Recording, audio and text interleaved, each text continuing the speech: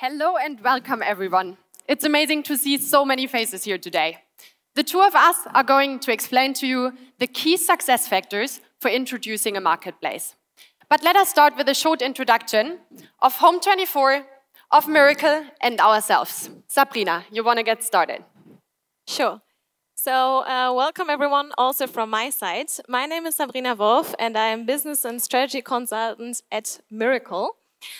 In my role, I am supporting e-commerce companies such as Home24 to build, launch, and then finally also grow a successful marketplace.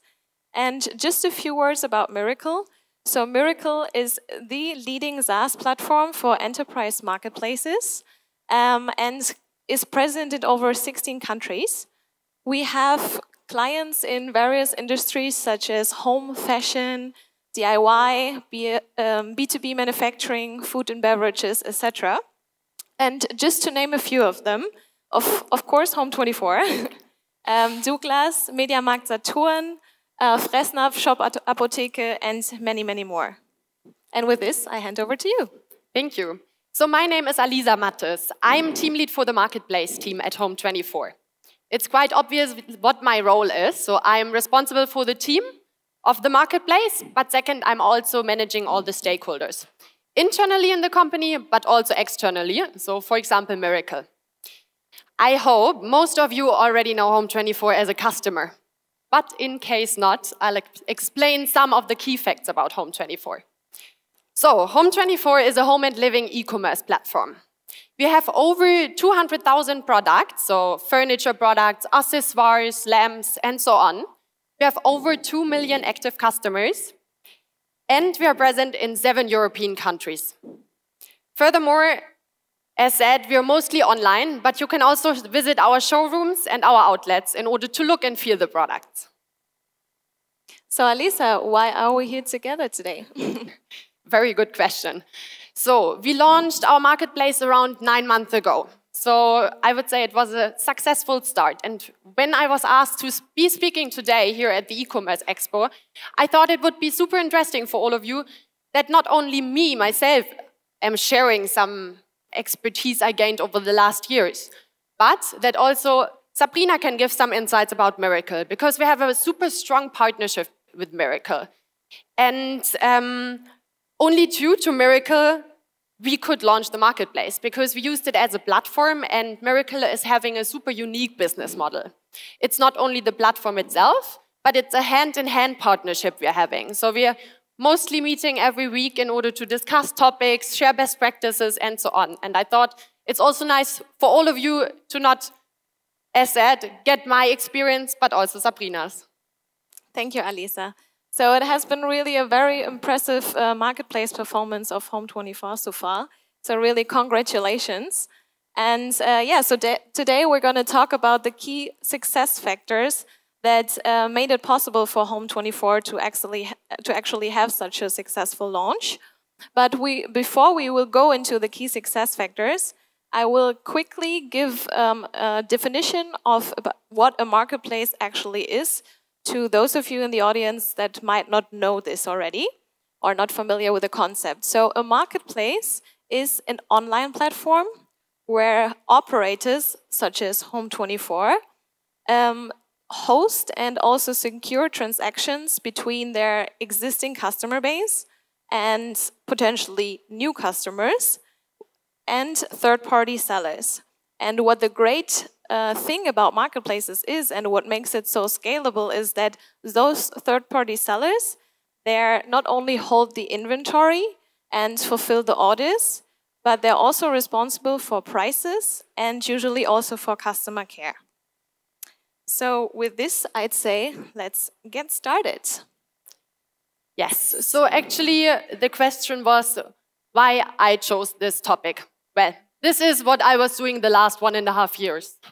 So I decided I want to share my learnings, and as said, also want to invite Miracle to share their general knowledge about marketplaces. And I figured out 4 key success factors for introducing a marketplace successfully. This is first, you need to have a strong vision and ambition. Second, you need to ensure stakeholder engagement in the company. Third, it's necessary to define a clear assortment and seller strategy. And fourth, you need to secure enough resources and time. But let's deep dive now. Yeah. So, Alisa, first question. Can you tell us why Home24 actually decided for a marketplace? Yes, so the decision was that we want to complement our assortment. We want to provide the customers all products around home and living. We want to be a one-stop shop so that one customer can find whatever they want for their house at our platform. And our vision is to become the leading destination for everything home and living. Therefore, we chose the marketplace model because, first of all, we can build the relevant assortment faster than we're doing it right now. And second, we can't offer some products because we just don't have the supply chain at the moment. And this was why we decided for the marketplace. Yeah. And I think that perfectly shows that marketplace is not a tech project. So this is very, very important to understand. A marketplace really has to be fully embedded into the overall strategy. And this is exactly what Home24 did. Perfect. So Alisa, you mentioned at the beginning that hopefully everyone in this audience knows Home24. I still hope so. And well, that shows that Home24 has a very, very strong brand DNA. So how were you able to basically integrate the marketplace into this? Yes.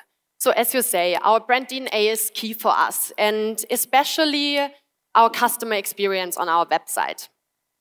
In order to keep up with our standards, we decided to go for a closed, curated marketplace. This really means we only invite sellers where we say they fulfill our requirements and are as good as Home24 itself.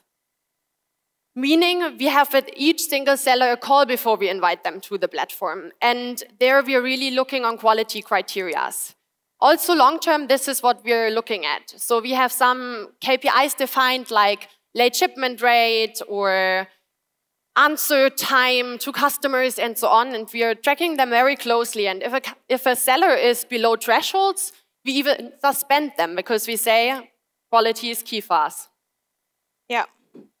Very, very important. So with this, we come to the next key success factor. So when starting a marketplace project, and this is also one of our best practices at Miracle, it is very important to bring all stakeholders to the table and get the full support of the marketplace project. So Alisa, how were you able to manage this as Home24, and how engaged is your management still today? Yeah, very, very good question. And I mean, we chose it as a key success factor. So we involved our board a lot from the beginning onwards, but we still do. So it was a management decision also to do the marketplace step. And we're still in very close alignment with them because we see this is really key for a successful marketplace. But it's not only the management, it really needs a whole company to get a marketplace started. For Home24, we even involved over 200 people in order to make the marketplace. And I think this really shows you need to involve the whole company. And here it's key that you communicate in the company so that everybody knows what is the plan and what is the target you have at the marketplace. And what we're still doing is that we give updates in town hall meetings, in presentations, in newsletters in order to keep the whole company up to date what is going on with the marketplace. And I think, as you said, it's key that you involve all the stakeholders and let them be part of it. It's a great journey. Yeah. So marketplace really takes a village, and I think the 200 people that you mentioned shows that it actually takes a village. And what we also see from Miracle side is that 90% of the real success stories in the marketplace environment have a very, very strong C-level engagement from very early onwards, and also after the marketplace has launched. So this is very, very crucial. And so, Alisa, you said that, or you explained why it's so important to have the stakeholder buy-in. Yeah. One other topic why that is that what we see in many marketplace projects is the common fear of cannibalization. So meaning that the marketplace business takes away from the retail. So were you also confronted with this fear, and how did you solve this at Home24? Yeah, definitely we are confronted with that fear. So I think in most of the meetings we are in, it is a topic, and you really have to take that seriously. Still, we as Home24 decided we want to complement our assortment. We want to fill up the gaps we are having in our assortment. And this is also the strategy with the marketplace. We want to especially look at the gaps we are having in the assortment and bring in marketplace products to give the customer everything they want for their home and garden. And this is why we said it's still the perfect decision for us to have a marketplace. What we do is also, we do not cut out any categories. So we really say we have all categories open. Still, as said, outbound is really focused on the gaps in order to close those and to give our customers all they need. Yeah, and I think you can see it perfectly on this picture, which shows that what Home24 did is basically they are very strong in certain categories, such as furniture. Yeah, I mean, that's a great example. It's actually butlers, which we bought some time ago, but let's say it's one of our sellers because they are. And you can perfectly see how they complement our assortment. So we as Home24 are very strong with big furniture, so sofas, beds, cupboards, and so on. But we do not have a lot of accessoires in our assortment. And this is why the marketplace is perfect for us in order to complement it and to give the full house a feeling, I would say. Yeah, and that actually shows the beauty of marketplaces, because marketplaces make it possible to become a one-stop shop in a certain category. In the case of Home24, in everything home and living. And yeah, that is just the perfect picture to show that. Well, assortment is one thing, but of course you won't have a relevant assortment without the right sellers. Sellers are really the cornerstone of every marketplace strategy, as there are, let's say, the underlying trigger of generating GMV. So, Alisa, you talked a little bit about quality earlier. So how are you able to actually identify and then also, yeah, convert those sellers to sell on the Home24 marketplace? Yeah. So our seller strategy is clear on quality inbounds and outbounds. Meaning, as already mentioned, we're really looking at the standards of sellers. And when we announced that we are going to launch a marketplace, we got a lot of inbounds. And I can really say still, it's flooding the team, which is positive. But we really are choosing wisely what kind of sellers we want to have on our platform, as we are a curated marketplace. And I think it's really key that you also have some standards for you defined. So, for example, we are saying the sellers have to, for example, have good product data, good images. Also, they need to provide customer service and so on. And you really need to consider what is relevant for you, what standards you want to keep high, and then define your seller strategy based on that. Furthermore, we followed actually the success formula, miracle, and especially Sabrina told me probably at the beginning every week. And this is, well, the more sellers you have, the more products and the more GMV.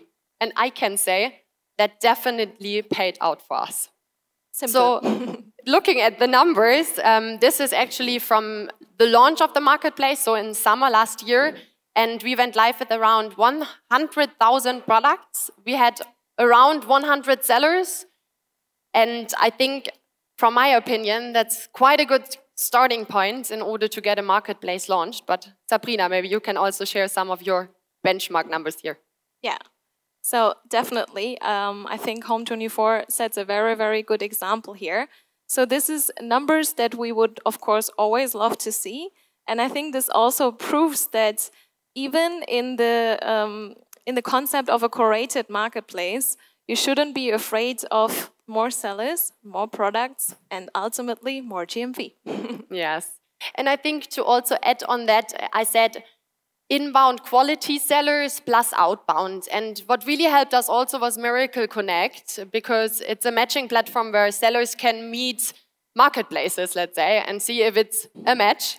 And I think that was also very helpful for us to recruit a lot of sellers. Yeah. So now that you mentioned Miracle Connect, how did you actually use it to qualify the right sellers for you? Yeah, so actually it was, but still is a very good tool for us to recruit sellers. We are in very close alignment with the Miracle Connect team. So one of my team members is weekly meeting up with them in order to discuss what kind of sellers we are searching for, and then define meetings, make introductions, and so on. And this really helps us in order to grow fast and get the right sellers. And the big advantage is that most of the Miracle Connect sellers do not only know the platform and marketplaces, so most of them are already selling on marketplaces, but second, a lot of them are already on Miracle marketplaces, which is obviously very helpful for us to first onboard them very quickly because they know what they do, and second, onboard the products very fast. Yeah, and maybe some of you have already talked to the Connect team today, because the Miracle Connect team is also here and is of course happy to talk to everyone, all the sellers that might be interested in selling on the Home24 marketplaces or others. And in case of any questions, you can of course also always reach out to us. Great. So with this, we already come to the last success factor, and this is to secure enough resources and time. So, of course, it is very, very important to not only have a dedicated marketplace and team in place, but also to secure internal resources to get the full support. Alisa, how did you manage this at Home24? Yes, very, very important key success factor again. So I would split it up in two. First, marketplace team, and second, other resources you need to plan. About the marketplace team at the beginning, you obviously need to define the roles which are crucial for you to have at the beginning. This is obviously not account management because you don't have an account to manage at the beginning. But it is business development because you need to acquire sellers, and it's seller onboarding specialists in order to upload products, check the products, and so on. And what we then did is that we defined profiles, so candidate profiles, which we looked out for, especially on LinkedIn. Because when we did the recruiting, it was a tough market for talent acquisition, and we saw that only putting live as a job didn't work, but we really had to reach out to people and get them ourselves. And we went to LinkedIn, we really searched for the candidates, and then I wrote them a message and asked if they're interested to work together with me, because it really helped not having an HR recruiter writing those messages, but really me myself reaching out as a future manager in order to show my interest in the person. And second, coming to the, let's say, further resources you need, this is already mentioned before. We had over 200 people involved, and it's very key that you have them in mind and that you first communicate your plan, but second also that you plan the resources and the times the people are needed. And what we did was we had also a dedicated tech person who planned from his side all the implementations in a timely manner, and me, myself, I did the business planning. And combined, we always looked at all the stages or steps were fulfilled until we really had the marketplace set up. And I think this really helped in order to have that whole communication and that set up in order to, get the marketplace started. Yeah. And just to add on what Alisa already said is what we usually see with many marketplaces is that they don't get a fair visibility on the web shop. And this is also related to the support teams because, of course, you need to be aware that once you decided to launch a marketplace, you also need to fully integrate it and have a seamless customer experience to give a fair chance to the marketplace and to the development of it all. And for this, of course, you need a strong support from the marketing and content team. Definitely. Okay, so to wrap it up, now that you are live for more than 9 months with the marketplace, Alisa, are you seeing the performance and return on invest that you hoped for, that you expected? Yes, I can say yes. We are very happy with the progress we made, where we're standing at the moment, and I would like to show it in numbers because I think we really made crucial steps. So already after 3 months being live, we could say that every 7th order includes a marketplace product. And I think that's amazing. Second, we also went live in not only Germany, but we are live already in Austria, Switzerland, and France. And naming those numbers, unfortunately, I can't share any actual numbers, but I think those already show the successful launch of our marketplace. And, well, we couldn't have done that without taking into consideration the whole time the key success factors we presented today. So, well, have in mind the vision and ambition, take care of the stakeholder engagement, the assortment and seller strategy, and lastly, also the resources and the time. And if you keep that in mind, I'm very sure you can also launch a successful marketplace. Yeah.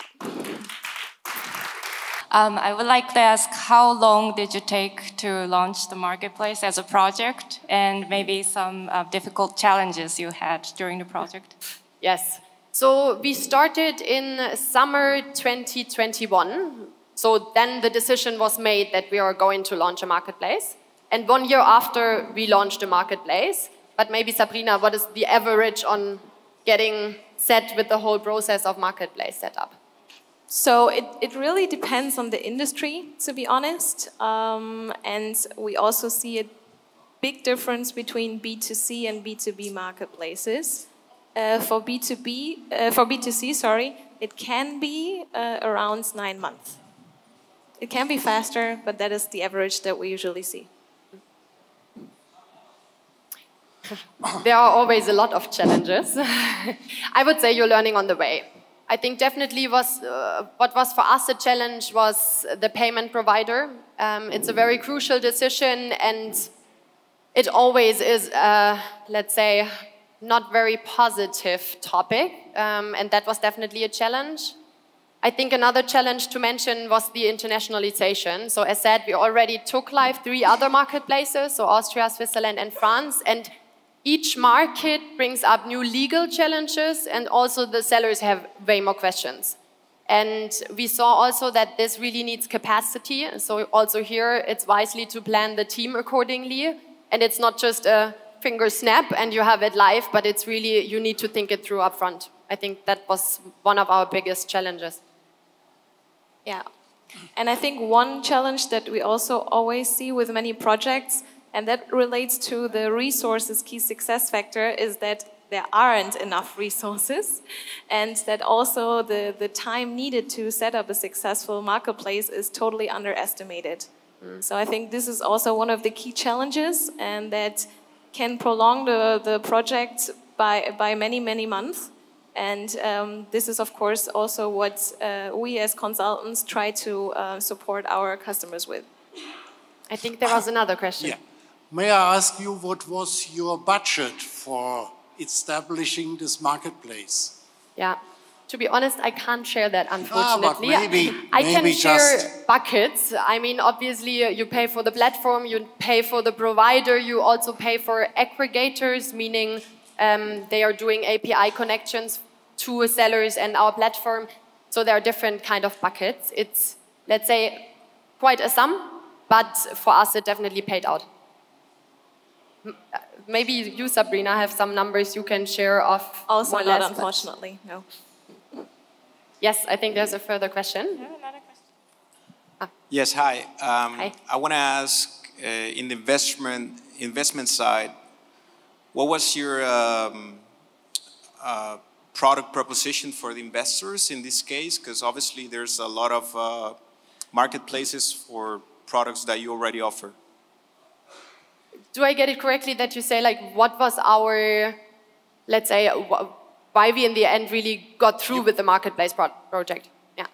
Okay, so I think, as I already mentioned, for us, our vision is to become the destination for everything home and living. And we see that there are challenges of offering everything by ourselves. So we don't have the capacities internally. We see that, for example, product onboarding takes longer internally, and we're just not fast enough to react. And therefore we said, in order to meet the customer needs, we really need a marketplace to be faster, to speed up the process of product onboarding, of getting a broader assortment. And also what is key for us all the time is having a long tail. because in our own assortment, so at Home24, we can't, it doesn't pay out to have, I don't know, 1 million products, because the 1 millionth one will only be bought once or even not at all. But with the marketplace, we can offer that whole assortment and the customer can find everything. And we won't lose a single customer because we have a lack, at least long term, I hope. So this was the decision why we said we need the marketplace, and this is definitely the reason behind. Hello, first, thank you very much for the presentation.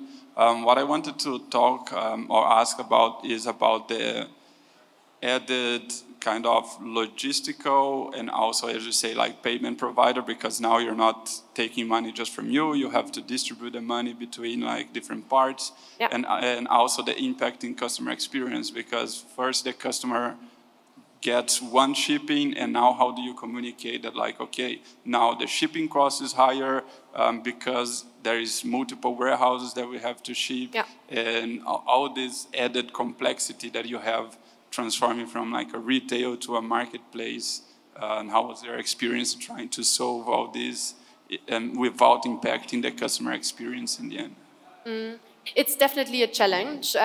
For us, we defined that the sellers need to do the shipment themselves. So the distribution is with all the sellers themselves. And as you say, if you have a checkout, let's call it, or a basket, a customer can have 3 products from 3 different sellers. And as you say, then the products are delivered 3 times.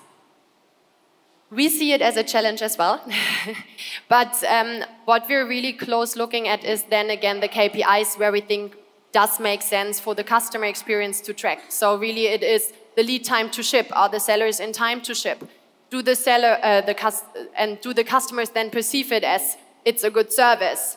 And also with the logistics, I would say in the end, as long as we are aware of it's going in time, it's going as we want. For example, also delivering big furniture products into the apartment and not only to Bordsteinkante, then it's okay. But you really have to keep a close eye on it. And this is also why we're monitoring those quality KPIs very closely. Yeah. But maybe to add on this, the good thing is that I would say in Germany, customers are already quite aware of this, as Amazon is big. And there's more and more marketplaces popping up.